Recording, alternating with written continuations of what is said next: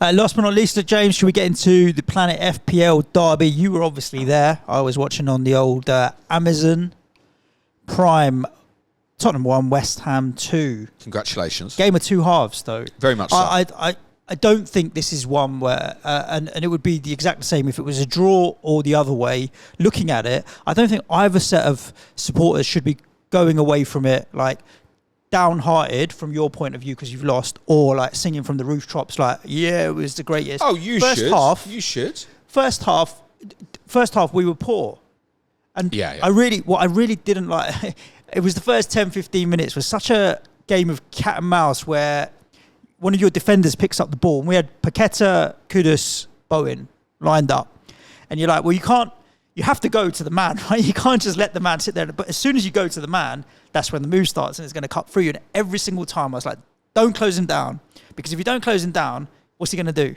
Yeah. But if you don't close him down, you look like a lazy fucker, don't you? Because you're not closing the player down. So it's difficult to shadow kind of press. But when you did pass it through us, it was too easy. Do you know what I felt in the first? I was like, we're kind of zonal marking areas rather than people, and it ends up just cutting through us. Which is fine on a corner or a set piece, but you can't zonal mark an entire pitch, mate. I think that's how you won the game. I didn't enjoy that first half because I felt like we were too easy for you to get from back to front. Yes, and then when you got to that. the final third, okay, it was a bit. Our two banks of 4 or 5 and whatever settled in were hard to break down. You could get to the final third penalty box quite well, but then the final piece, we did make it very difficult for you. But the playing through us wasn't nice to watch because it's like a hot knife through butter. I think certainly the first half hour at least would have been a really, really tough watch for West Ham fans and feeling really frustrated. Particularly being 1-0 down as well, because then you don't feel like, how are we going to get back into this? Yeah, but also if it had gone 2, game over, mate. Same as Villa. That was our big problem. Same as Villa for you. We never scored the second goal. Big problem, both games. I thought for half hour or so, again, we were great, right? I mean, you were great. You were looking at the game and going, it was different to with the Villa game, we gave up chances at the same time, and but we also had better chances ourselves. We had clear chances. The one thing the longer the first half went on, we've had lots of the ball, lots of good play. Like the football was great to watch and stuff, but we weren't. Flappy was making saves, but they were kind of like straight at him saves and stuff. There wasn't a save in the game. You could say he made a great save. You could maybe say the Porro one in the second half, but that actually was our only shot on target in the second half. So there was a concern about not getting the second goal because with you, one of the things we discussed was like, well, any point you're in the game, set pieces is going to be a major. Although it was you that scored. Ironically, do you know what I felt in the first half with the team was they mirrored how I felt because we all went into the game with fear.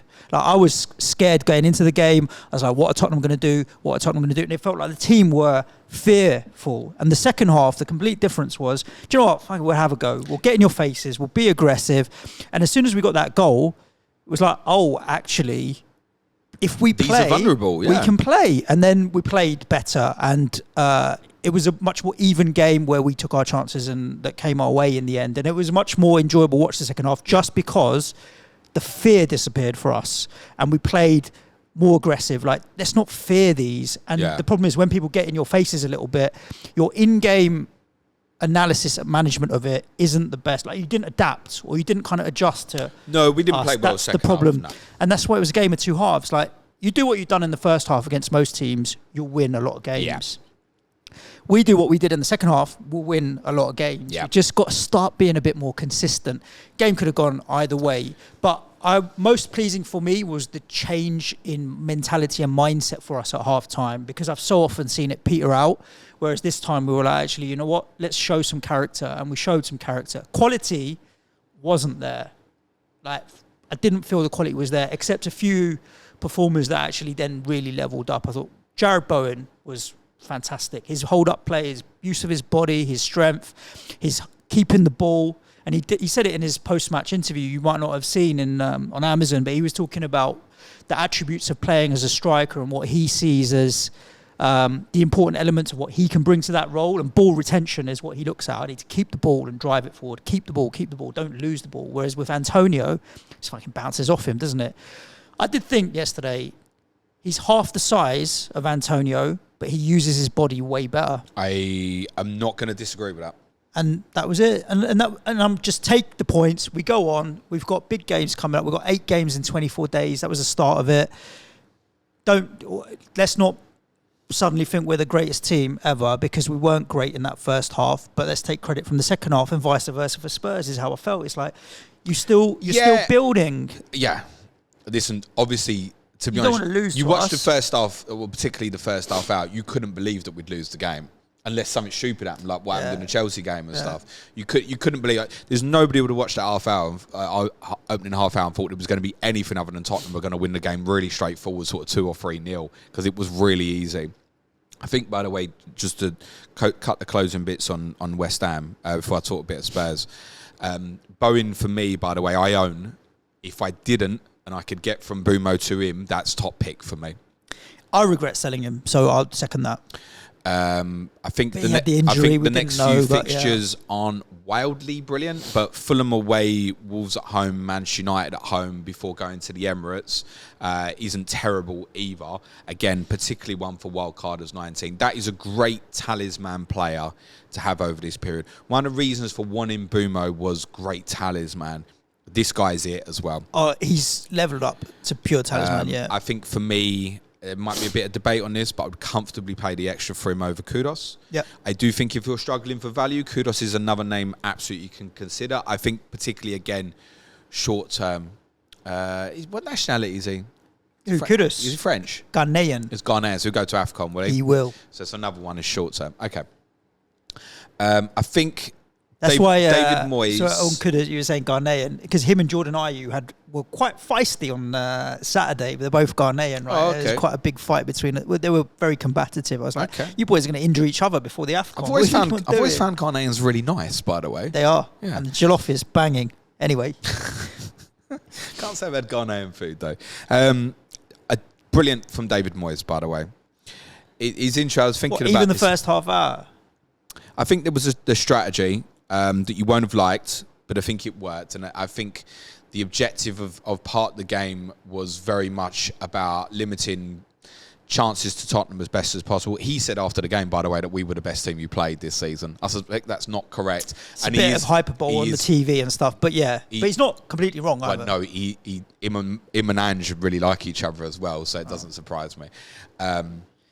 But I suppose maybe for that half-hour period, maybe it's correct. You did something really interesting in the game defensively off the ball, which nullified us, in my opinion. You ain't the best team we've played this year, but you nullified us probably better than anybody else has. And that includes Wolves, who thoroughly deserved to beat my team the other week, but we just didn't play that well. You nullified us from creating big chances in the game. And you did it by playing the narrowest and flattest 4-3-3 I think I've seen in quite some time. So it wasn't a 4-3-3 with wide players.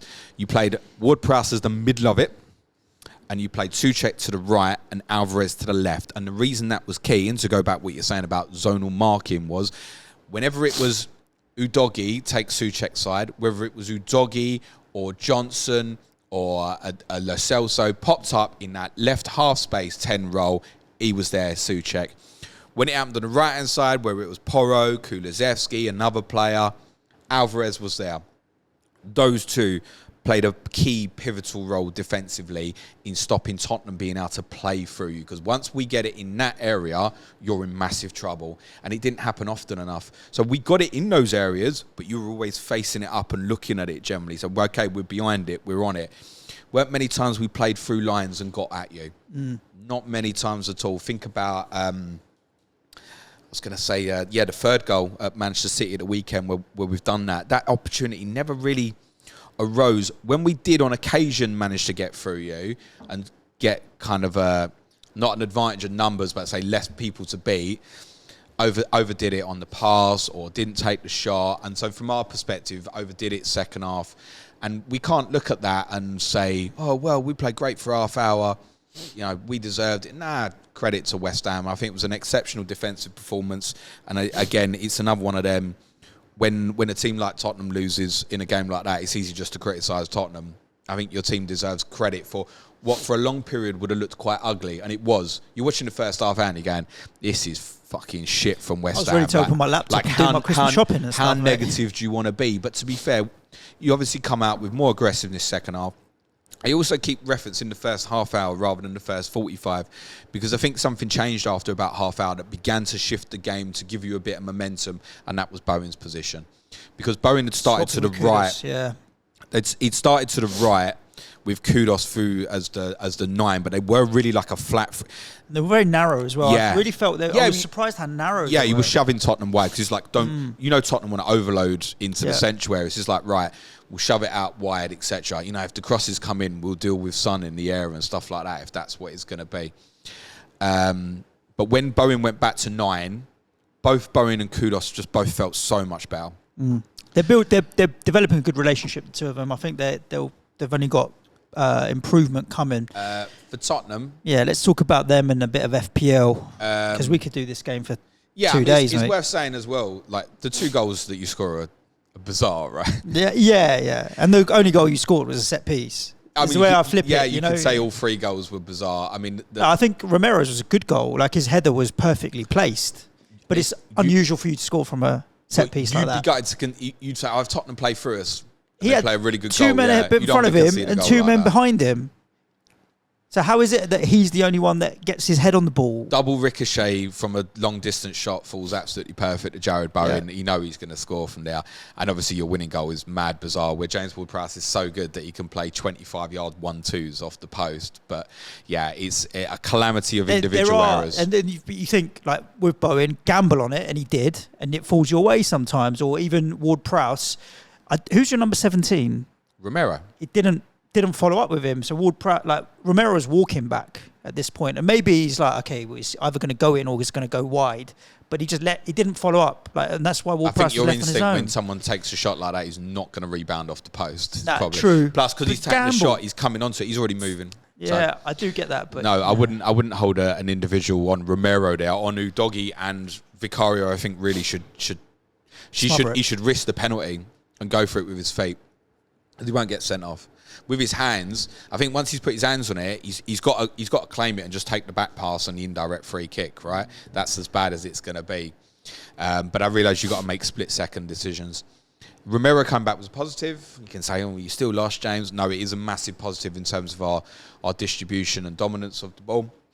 I think there were lots of players really underperformed last night. There were a number of players who were really good on Sunday, like Kulusevski, Johnson, just didn't play well last night. Heung-min Son was another one. That's why I was a bit annoyed with Sonny's comments after the game, because I was thinking, well, I don't know. You're the captain of this team. I don't think you played very well either. The one player who did play really well for Tottenham last night was comfortably our best player by a long, long way, was Pedro Porro. Yeah, he's decent. And that haul is coming. Another assist, obviously, for the goal yesterday. He's on a lot of the set pieces with, obviously, Maddison out injured. You're going to see more of that. He had on target direct free kicks and stuff. He had the one shot on target we had in the second half. So he's an option for me this week, which doesn't feel right because it's putting me in double Tottenham defence. And to be honest, I wouldn't fancy a clean sheet. I'm the Sheffield United at the moment. But I don't fancy many teams for clean sheets. So there is just get the attacking player, because that's coming. There is going to be something over this month where there's like a 15, 18 pointer off him. I'm absolutely convinced. And I think, despite the fact we can't defend for Toffee and we will give teams a chance in every game, I think he's an absolutely brilliant pickup. I wouldn't buy any other Tottenham player at this moment. Any. Son you can't, because of the doubt in terms of the injury, and subject to what we hear later today, might be a definitive sell. Udogie's on 4 yellows. Davis will enable, but I'd probably rather you gambled on like Livramento or even like a Branthwaite as a cover rather than that at the moment, especially those thinking longer term. Romero, and they scored. That's not an option as far as I'm concerned. Bissouma's obviously not an FPL option. Kulusevski's performance was not good. I know there's a lot of people after the game saying, he's got to play in the 8 position now, completely forgetting that he was magnificent on the right wing in the second half on Sunday. Lo Celso is an okay get. At his value, he's 4.8. He is going to stay in the team at the moment. You've seen it again yesterday when 90 minutes is a problem for him, I think.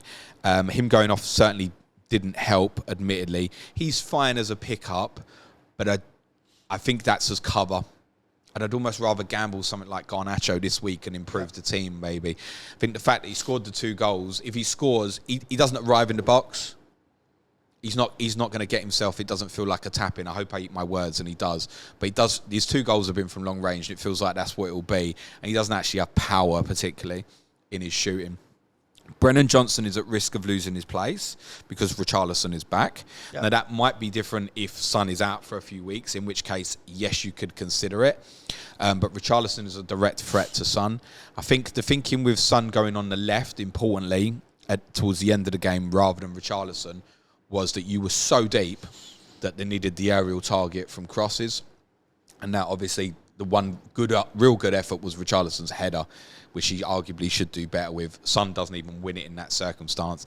And I think they were thinking, well, Son's delivery is better. So I do think in most games, like, Son would stay through the middle. If he does go back to the left, by the way, that's useless. I promise you. That is not an FPL option. I said this in August. If he plays left wing, that's not a left FPL option. So the narrative on him might change quite quickly. But I would caveat that by saying if he's fit, I'm certain he starts through the middle at the weekend. First choice through the middle, I do think it was just a end of the game. We can't get through them, so he's useless for us in the 9 position. We'll use him where his delivery is good and stuff, or perhaps he can get shots away on the angle and stuff like that. But yeah, I think Tottenham's probably an avoid. So you're looking at this week going, the 3 teams people are most interested in: Tottenham, avoid; Newcastle, avoid; Villa playing Arsenal. Yeah.